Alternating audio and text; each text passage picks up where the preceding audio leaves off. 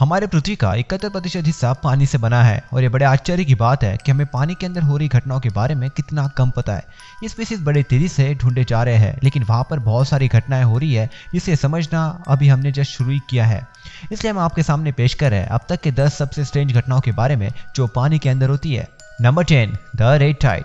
Red tide इस समुद्र में हो रही कॉमन घटनाओं में से एक है और इसके पीछे का कारण तेजी से बढ़ रहे अलगी ब्लूम्स है। किस रीजन में इतने सारे क्वांटिटी में रेड प्लांट रहने की वजह से समुद्र का कलर बदलकर इस तरह का हो जाता है। लेकिन ये रेड टाइड बहुत ही ज्यादा खतरनाक भी है क्योंकि इनके अंदर ऑक्सीजन की मात्रा बहुत ही कम हो जाती है और कुछ केसेस में ये रेड टाइड पॉइजनस भी निकलती है जो ह्यूमंस और मरीन लाइफ दोनों के लिए खतरनाक है। उनमें से कुछ बीमारी ये है: paralytic shellfish poisoning, diarrhetic shellfish poisoning, amnesic shellfish poisoning. Red tide पूरे दुनिया में देखे जा रहे हैं जैसे कि अमेरिका, यूरोप, आशिया और ऑस्ट्रेलिया। ये रेड टाइड आजकल बहुत ही ज्यादा देखने में आ रहे हैं। इनके पीछे का कारण समुद्र के पानी का टेम्परेचर बढ़ना, सैलिनिटी कम होना और न्यूट्रिशन तेजी से बढ़ना है जो समुद्र में बाहर से मिल जाते हैं। ये सब मिलकर अलगी के लिए एक परफेक्ट कंडीशन बनाते हैं। एक ऐसा ही फिनोमिनन है जिसे पिंक अलगी ब्लूम भी कहा जाता है और ये ठंडे एटमॉस्फेयर में भी पाए जाते हैं जैसे कि ग्रीनलैंड। इसे इसके पिंक कलर की वजह से इसे वाटरमेलन स्नो भी कहा जाता है। इस कलर स्नो की वजह से हीट को स्नो के सरफेस पर ही स्टोर किया जाता है। ये फिनोमिनन स्नो को तेजी से पिघलाता है क्योंकि इन स्नो की रिफ्लेक्टिविटी 10% तक कम हो जाती है।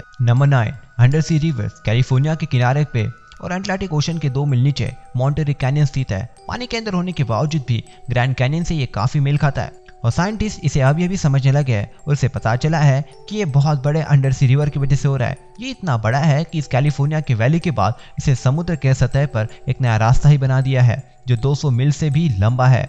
ऐसे फिनोमिनन पूरे दुनिया में देखे जा रहे हैं जहाँ पर यह रिवर बहुत ज्यादा लंबी और हजारों मील चौड़ी भी हो सकती है। इस रिवर के फ्लो की वजह से जो न्यूट्रिशन वहां पर आते हैं उसकी मदद से वहां पर लाइफ पॉसिबल है। जिस प्रकार के जियोग्राफिकल फीचर इस कैनियन के सराउंडिंग में है वो किसी जमीन के तालाब जैसे ही होते हैं। इसके किनारे है, इसके साइड में बैंक्स है और ये ऑक्सबॉक्स लेक्स भी बनाते हैं। जमीन के तालाब और इन कैनियंस में एक ही अंतर है, यहाँ पर पानी के फ्लो की जगह मलबे की मूवमेंट होती है जो समुद्र के सतह तक जाता है। इस प्रोसेस के बारे में बहुत ही कम पता है और ये दर्शाता है कि हमारे पृथ्वी का समंदर कितना कॉम्प्लिकेटेड है। Number 8, under water crop circles. Under water crop circles को सबसे पहले जापान के कोस्ट में कुछ डाइवर्स ने 1995 में ढूंढ निकाला था। सबसे पहले सर्कल की खोज के बाद बहुत सारे सर्कल पिछले सर्कल के इर्द गिर्द ही मिले थे। इसके बारे में ज्यादा मिस्टीरियस बात ये थी कि इसके अपीयर होने के कुछ समय बाद ही ये गायब हो जाते थे। शुरुआत में तो ये मिस्ट्री थी कि ये शेप किस वजह से बन रहे हैं, लेकिन स्टडी करने के बाद काफी चौंकाने वाला जवाब मिला था। ऐसा एक स्पेसीज के मेटिंग रिचुअल की वजह से होता है जिसका नाम है पफर फिश। ये स्पेसीज इस तरह के सर्कल बनाकर उनके मेट को अट्रैक्ट करने की कोशिश करती है। मेल समुद्र के सरफेस पर तैरते वक्त खुद के फिन्स को जमीन पे मारते हैं और रेत में फैलाकर इस तरह के पैटर्न बनाते हैं। वैसे ये मछलियां सिर्फ 5 इंच लंबी होती है लेकिन इनके सर्कुलेशन 7 फीट लंबे हो सकते हैं। ये पैटर्न्स बनाते वक्त फीमेल इन पैटर्न्स को देखने आती है और अगर उन्हें अच्छा लगता है तो फीमेल इन पैटर्न के बीच में अंडे छोड़ देती है जिससे बाद में मेल फर्टिलाइज करते हैं। Number 7, the milky sea. The milky sea बहुत से दशकों से नेचुरल रीजन का हिस्सा रहा है और इसे 20,000 लीग अंडर सी इस बुक में भी बताया गया है जिसे जूल्स वेम ने लिखा है। इस कहानी में समुद्र के बड़े हिस्से के बारे में बताया गया है जो रात के समय चमकता है, लेकिन साइंटिस्ट ने इसके ऊपर कभी विश्वास ही नहीं किया क्योंकि इसके लिए बहुत ज्यादा तादाद पर बैक्टीरिया चाहिए। लेकिन 2005 में रिसर्चर्स ने दुनिया के सबसे बड़े बायोल्यूमिनेटिक ओशन को ढूंढ के निकाला था। बायोल्यूमिनेटिक ओशन ने सोमालिया के कोस्ट का 6000 मील का रीजन कवर कर लिया था जो कनेक्टिक से दुगना है और इस घटना के पीछे का कारण वाइब्रियो हार्वी नाम का बैक्टीरिया है जिसकी पॉपुलेशन बहुत ज्यादा ही बढ़ गई थी। ये हमेशा एक जगह पे नहीं रहता, लेकिन जब ये रहता है तब नज़ारे देखने लायक होते हैं। ये एक ही बायोल्यूमिनेस ओशन की घटना नहीं है, उनमें से कुछ जगह ऐसी है जहाँ पर आप इस फिनोमिनन को खुद से एक्सपीरियंस कर सकते हैं। आप कोस्ट ऑफ सोमालिया का ही एग्जांपल ले लीजिए। ये उन अलगी का घर है जो कुछ स्पेशल कंडीशन पर ग्लो करती है और ऐसी ही जगह हांगकांग, सिडनी और फ्लोरिडा में स्थित इंडियाना रिवर के लगुन में भी स्थित है। Number 6, under water waterfall. जब आप दुनिया के सबसे बड़े वाटरफॉल के बारे में सोचते हैं तब कनाडा और यूएसए के बीच में स्थित नायग्रा वाटरफॉल या फिर जिम्बिया और जिम्बाब्वे के बीच में स्थित विक्टोरिया फॉल्स के बारे में आप सोचेंगे। लेकिन दुनिया का सबसे बड़ा वाटरफॉल इन दोनों वाटरफॉल से बहुत ही कम आवाज करता है। ये इन दोनों से भी ज्यादा खतरनाक है क्योंकि ये समुद्र के अंदर है। इसे डेनमार्क स्पिट कहा जाता है जो आयरलैंड और ग्रीनलैंड के बीच में स्थित है। हम सबको पता है कि कोल्ड वाटर वार्म वाटर से ज्यादा डेंस होता है और जब अलग टेम्परेचर वाले पानी समुद्र में मिलता है तब कोल्ड वाटर वार्म वाटर के नीचे जाता है।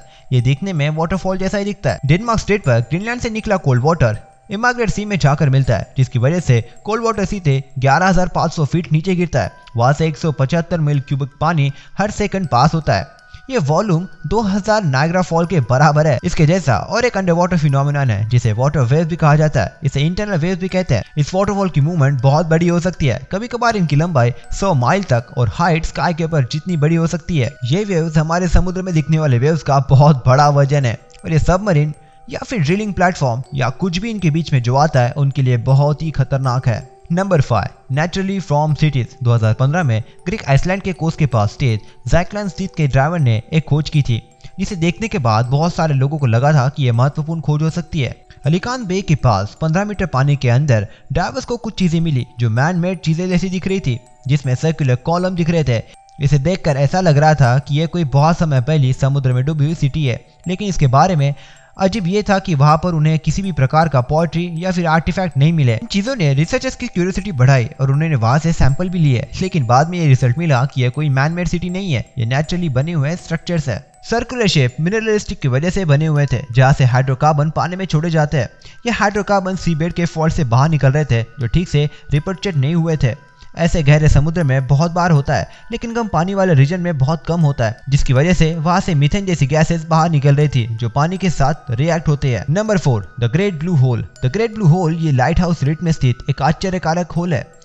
कैरिबियन सी में स्थित होल ये ब्लिजर कैपिटल सिटी से 62 मील की दूरी पर है। ये डाइवर्स के लिए एक पॉपुलर टूरिस्ट स्पॉट है, जिसे देखकर आप समझ सकते हैं कि ऐसा क्यों हो सकता है। टर्कोइज वाटर के बीच का एक बड़ा सा डार्क नीला सर्कल है जो रीफ शार्क्स, जायंट ग्रुपर्स, हजारों ट्रॉपिकल फिशेज जैसे स्पीसीज और बहुत सारे सुंदर फॉर्मुलेटिस का घर है। यह होल 1000 फीट चौड़ा और 40 फीट गहरा है। आइस एज के दौरान यह बड़ा सा गड्ढा था और उस समय समुद्र में बहुत ज्यादा नीचे था। जैसे ही पानी का स्तर बढ़ा, इस गड्ढे में पानी जाकर आज का द ग्रेट ब्लू होल बना। ये दुनिया के सबसे फेमस डाइविंग लोकेशन में से एक है, जहाँ पर डाइवर्स गहरे अंधेरे पानी में जाकर बहुत बड़े स्कैटरलिक्स देखते हैं। दुनिया में इसके जैसे बहुत सारे सिंक होल है जो द ग्रेट ब्लू होल जैसे ही बने हैं, लेकिन ये दुनिया का अब तक का सबसे बड़ा सिंक होल है। अगर सिंक होल तक ट्रैवल करना बहुत ज्यादा दूर हो जाता है तो आप साउथ चाइना या फिर बहामास, ऑस्ट्रेलिया या फिर इजिप्ट में स्थित रेड सी पर भी विजिट कर सकते हो। Number 3 brine pools. Brine pool समुद्र के अंदर पाए जाते हैं और ये समुद्र के सबसे खतरनाक जगहों में से एक है। ऐसी एक जगह गल्फ ऑफ मैक्सिको के गहराई में अभी अभी ढूंढी गई है।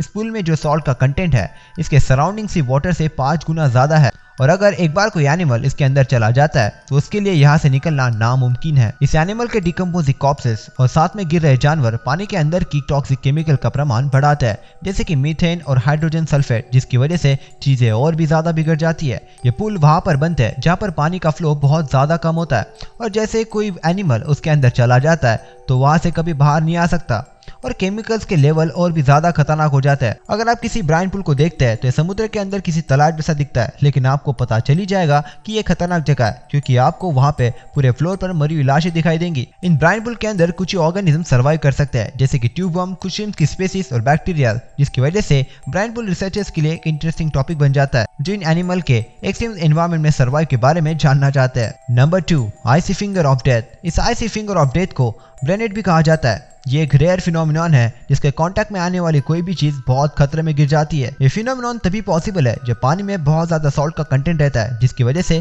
फ्रीजिंग पॉइंट कम हो जाता है। आर्टिक और अंटार्कटिक में बनने वाले ब्रेनेट्स कॉन्सेंट्रेटेड सॉल्ट वाटर से बने हैं जो बहुत बड़े आइस फॉर्मेशन के नीचे से निकले हैं। जैसे कि आप जानते हैं कि सॉल्ट वाटर की डेंसिटी नॉर्मल सॉल्ट वाटर से ज्यादा रहती है, जिसकी वजह से सॉल्ट वाटर नीचे चला जाता है।